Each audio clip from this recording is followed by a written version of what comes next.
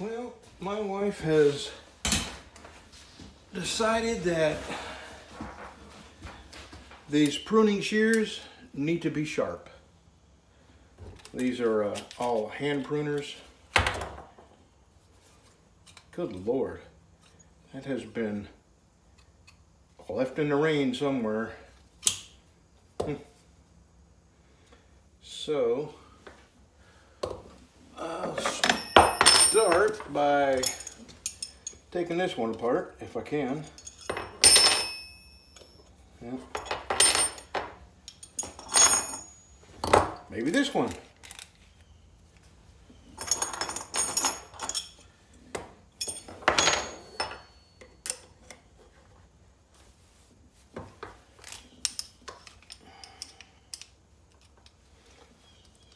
Good Lord. Oh, I know what I gotta do. I gotta remove that little Phillips screw right there.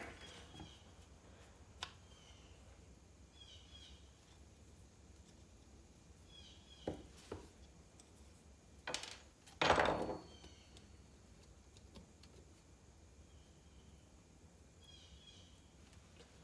don't know if that comes off or not.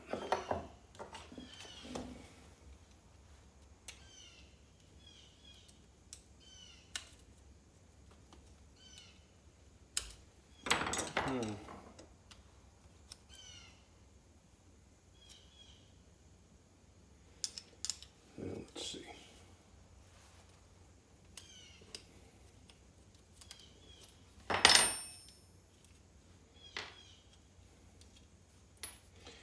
Now you got to be careful. This thing is a spring and it will take off if you don't have it captured. And there's the blade. These are called bypass shears. And the reason they're called bypass is because this blade doesn't come right down on top of this anvil. It goes, the branch goes in here and this blade goes past the anvil. So they're called bypass shears. So what I'm going to do is put this on my sharpening stone. Boy, this is all rough in here too. I'm just going to clean all this up real good. Probably put it on my wire wheel. Yeah, I think I'm going to do that. So you can come with me. I don't know if you got enough battery though. Let me look at my battery.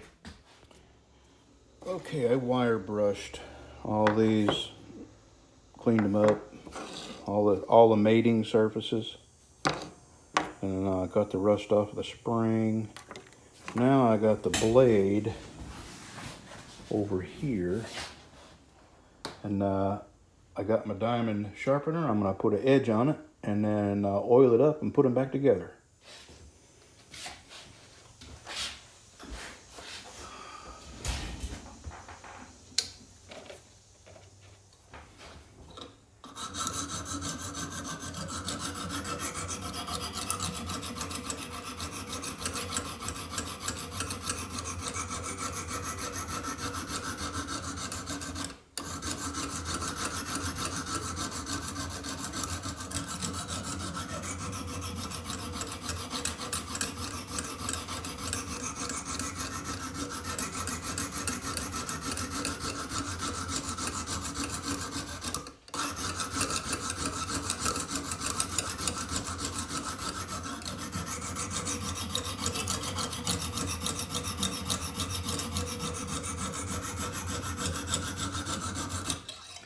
This had some nicks in the blade, so I had to get past those nicks.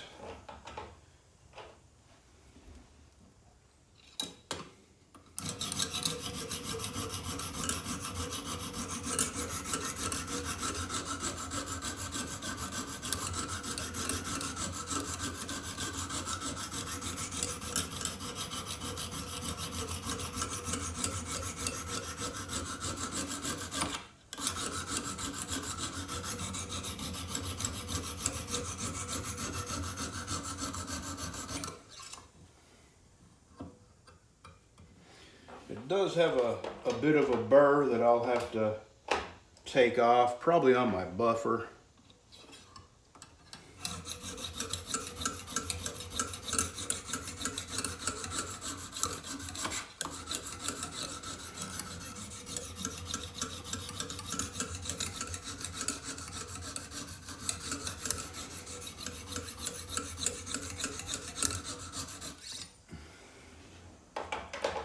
just going to leave all this out here because I got like 3 or 4 more lopping shears and hand pruners to do.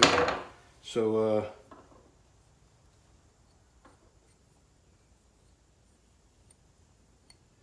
now I think I'm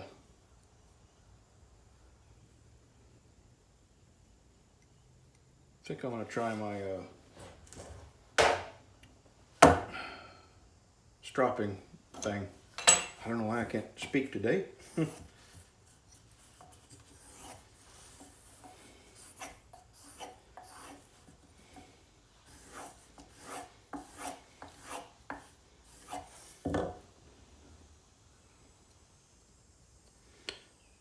think that'll do it. All right, I think I'm going to put this back together.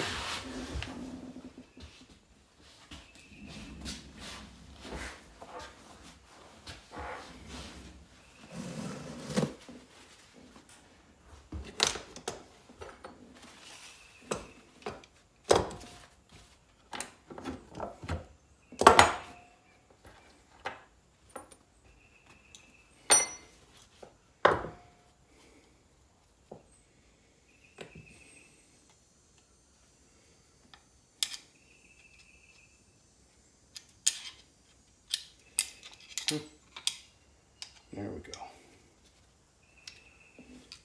I'm going to oil this before I put it together.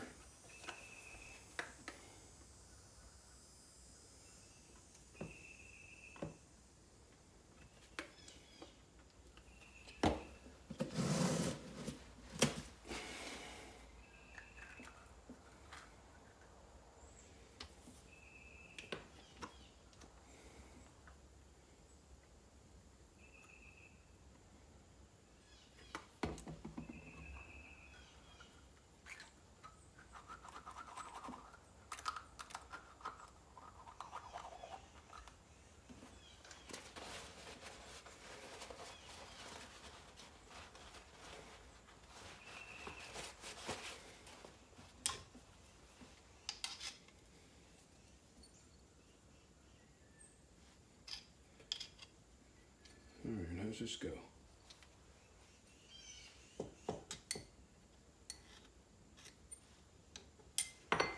Yeah, I'm doing something wrong here.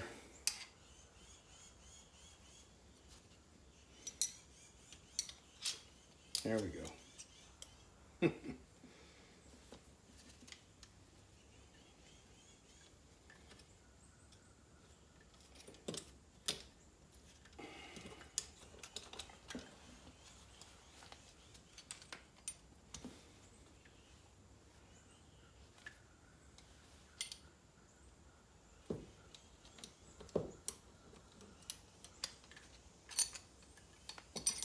Jeez. Well, my hands are a little shaky. I got this blade so sharp, I'm afraid I'm going to cut myself.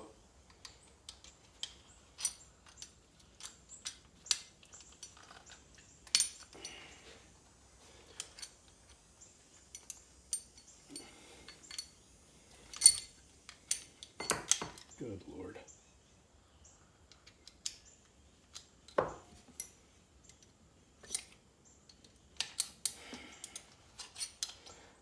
This should not be that difficult, but I'll tell you what I'm going to do while I got it off. A little bit of oil here. A little bit of oil here.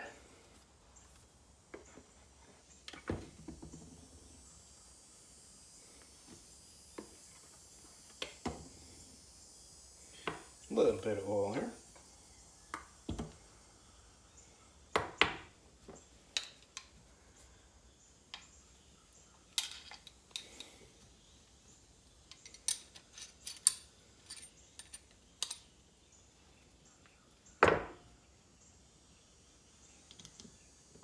This bolt has a flat spot on it, and that flat spot has to fit just so in here. There we go. Now, let me see if I can get that spring in there without cutting myself. There we go. All right.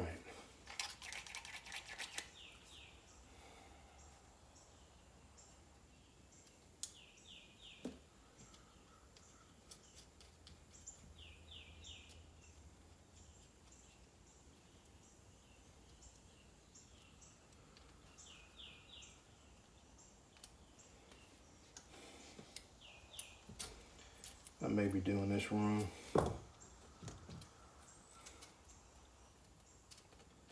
Yeah, I am.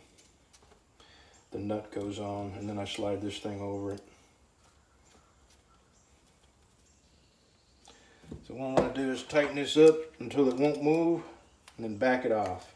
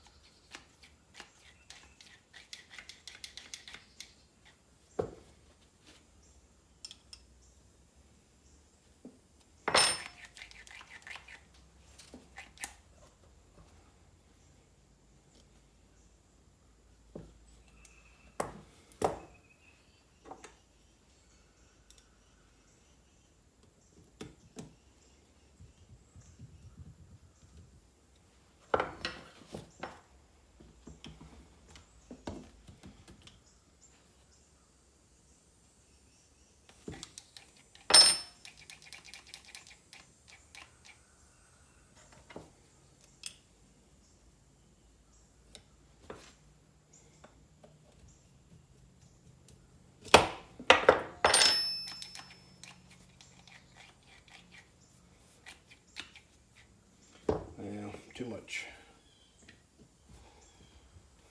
Too tight.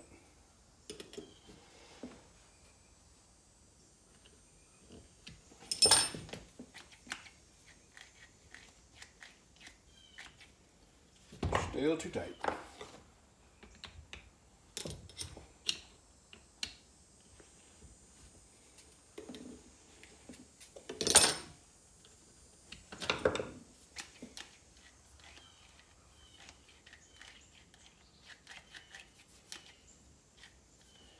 Well, that's still too tight. So,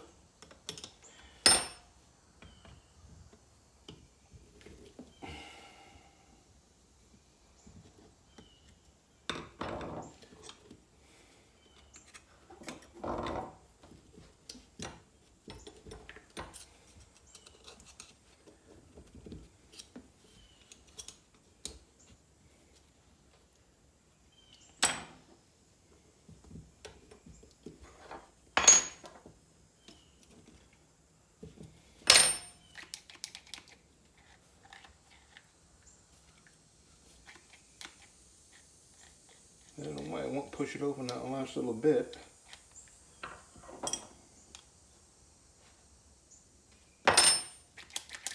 There we go. All right. Boy, there's a fine line between tight enough and too tight.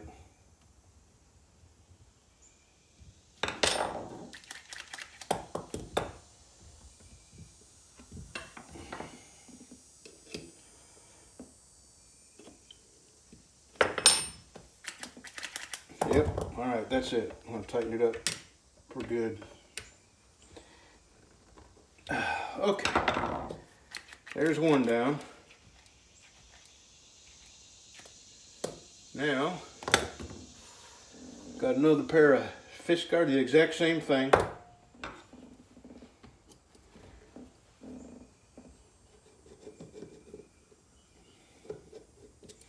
And these are Fiskars. I may be saying that wrong. Fiskars.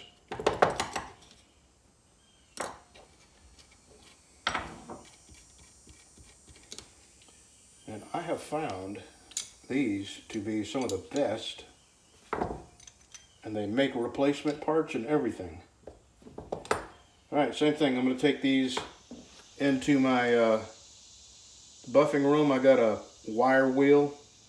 I'm going to get these all buffed up. These are loose.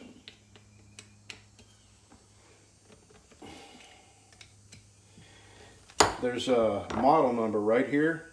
You can get online, get that model number, and you can buy a new blade. Alright, I'll be right back. I'm going to clean everything up with a wire wheel. Alright. These are virtually just the same as the last one. Same type, same brand, same way it goes back together.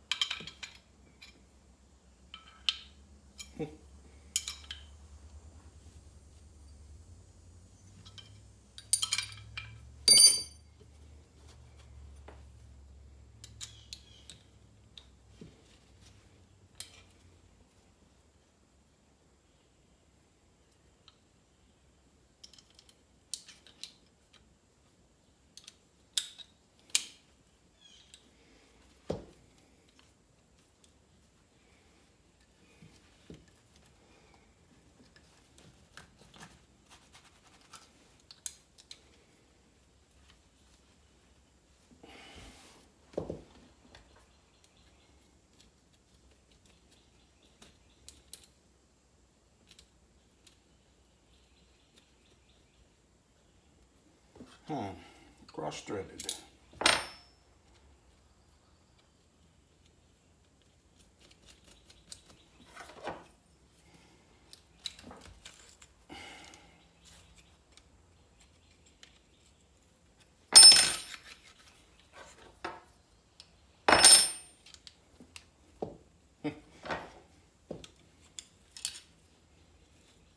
This little nub has to go in that hole in the blade.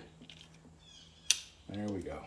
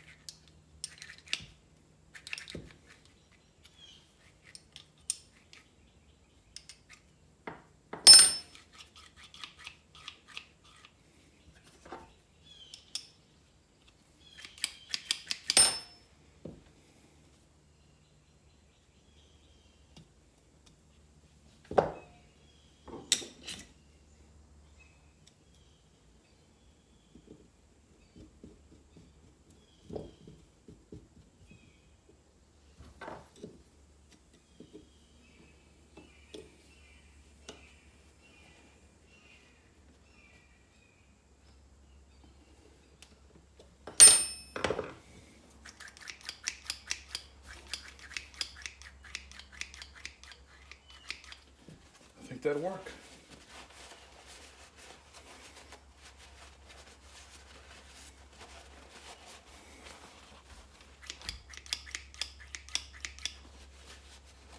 Yep, that's two. Two down. Okay. This is missing springs, but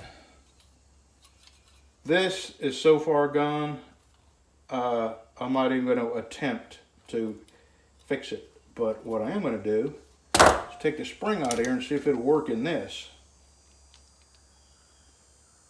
I don't believe. No, it won't.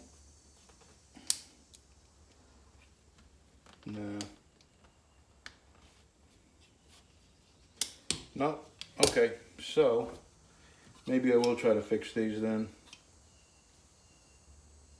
They're kind of cheap. Yeah, I'm not going to work on them. I will put the spring back, but my wife said she set these down on the cyclone fence like that, and when she grabbed them, the spring come out. So, tell you what, these are pretty cheap too. She likes them though, so I'll fix them.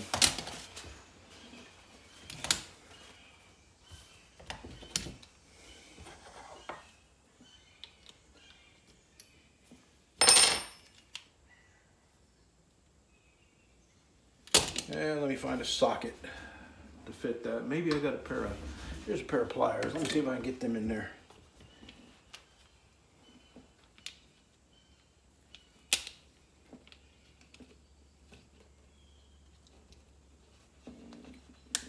No, I'll have to find a socket.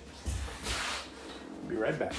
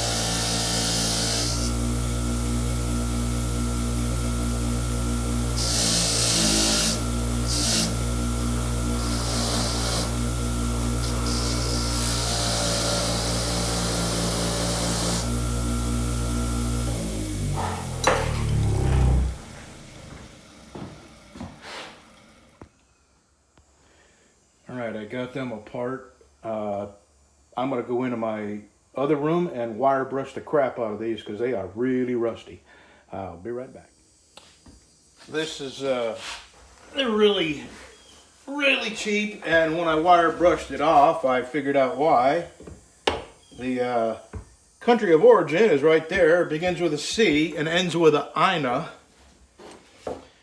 Same place that give us the Wuhan.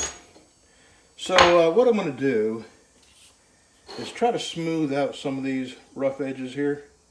This is where the loppers come down this way, and this is really rough. So I'm just going to see if I can smooth the mating surfaces a little bit.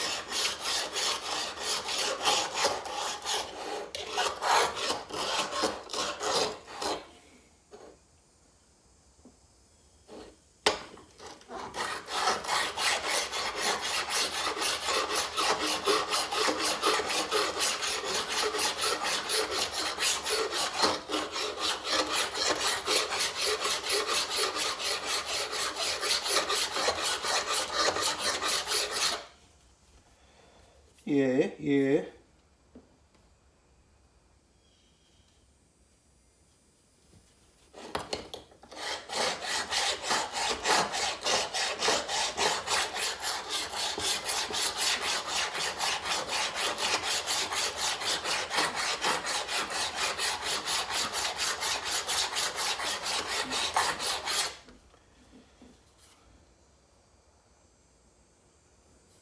A little bit more.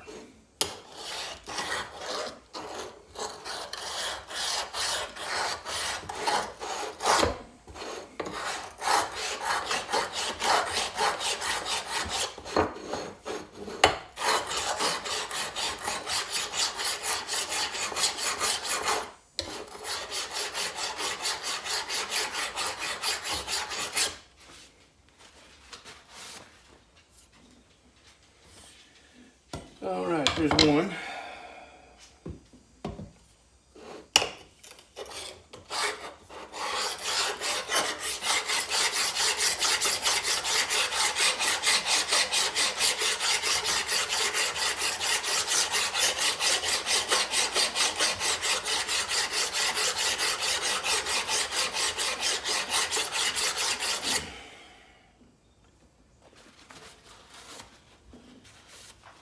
Boy, what crap. Work is hard, and it's even harder when you use junk tools. My wife and I, we are of two completely different mindsets when it comes to buying tools. On the one hand, she's right, because she's buying junk tools, and then they end up looking like that, all rust and everything.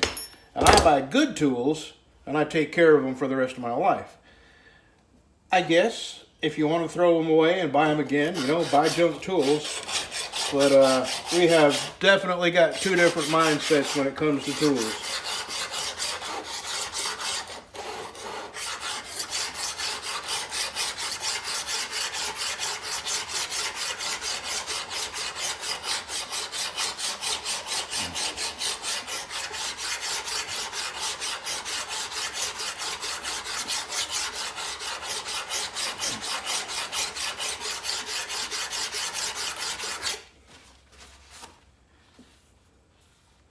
Right around here is where the two pieces pivot together, and I really want to get these. It's got some rust pits up here, and I'm going to keep working at this until I get them rust pits smoothed out.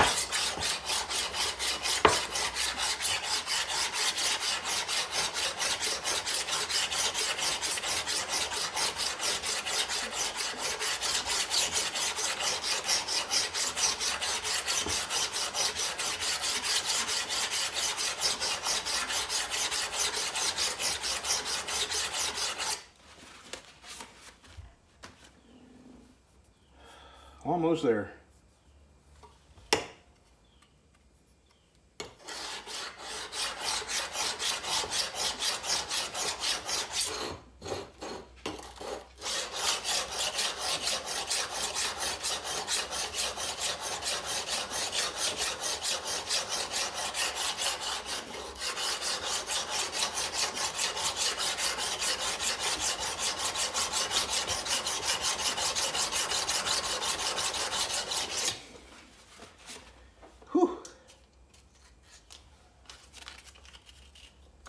This is some 320 here.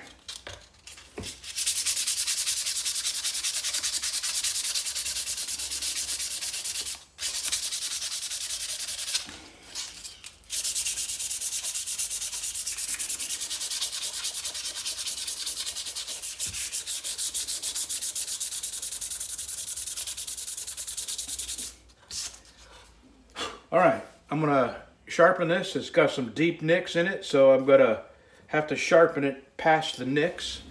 We'll be right back, and I will oil it and reassemble it. We'll see how it works. All right, I got a pretty good edge on it. Now, a little bit of Earl.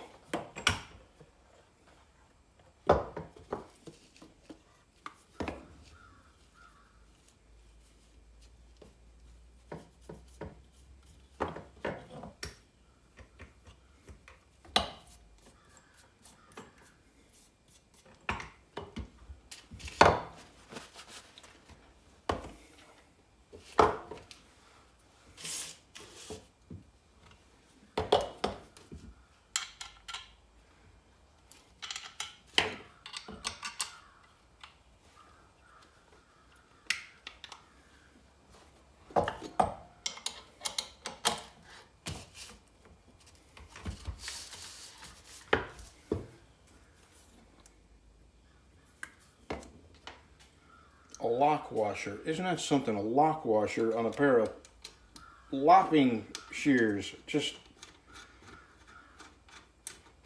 don't seem to make sense to me, man. All right, let me move you over to my bench-mounted adjustable wrench.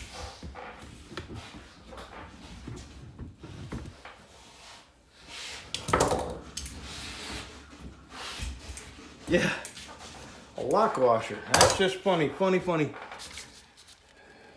And that's just typical of what the Chinese would do.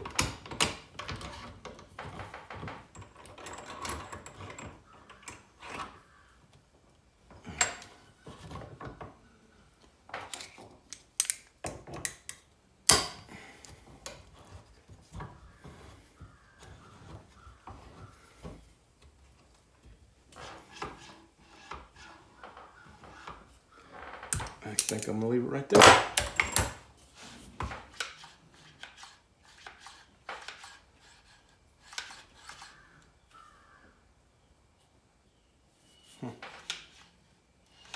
I think I'm gonna loosen it just a tiny little bit.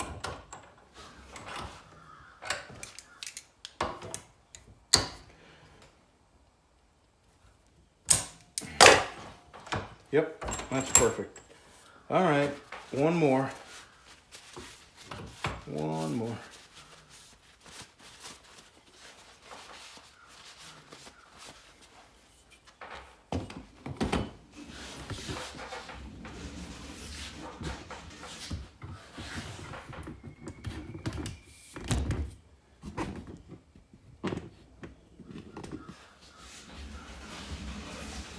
Now these, I don't know if they're Chinese or not, but they do appear to be better made.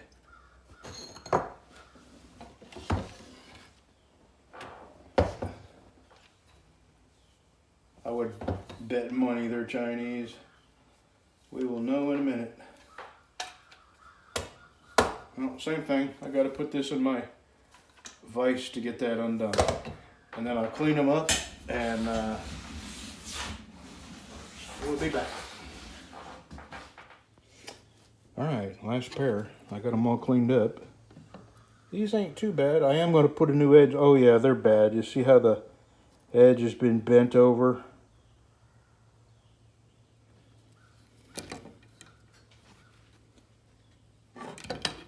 All right, let me put the edge on this and grease them up, put them back together.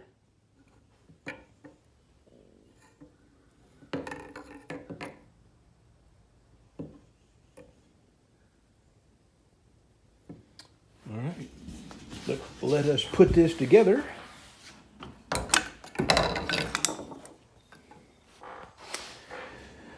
Okay, well, here's something weird. These are not real tight, but when you close them, see the gap here, all the way up here? But wait till you get to here. You see that? That's why that blade is so tore up. This part, the anvil part, is bent upwards like this. So it's catching that blade right there. So what I'm going to do, I'm going to put this in my vise. I'm going to turn it over, and from this side, I think, yeah, I'm going to try to bend from here down like a 30-second. It don't need much. Let me see if I can do that. It's better.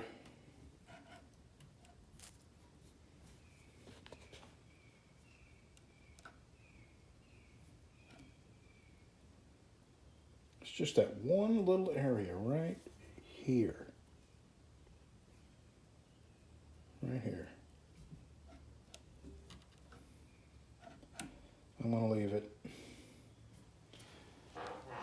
If it is Chinese, I looked on here, it's got a Chinese label, so it's not worth a whole lot of effort. So there we go. There's one, there's two,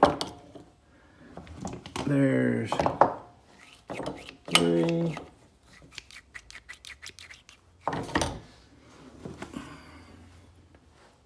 four,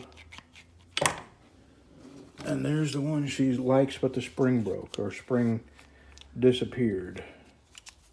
But she said she can open it with her fingers. She does it like that. So, okay. That's it for today. How to sharpen shears and bypass pruners.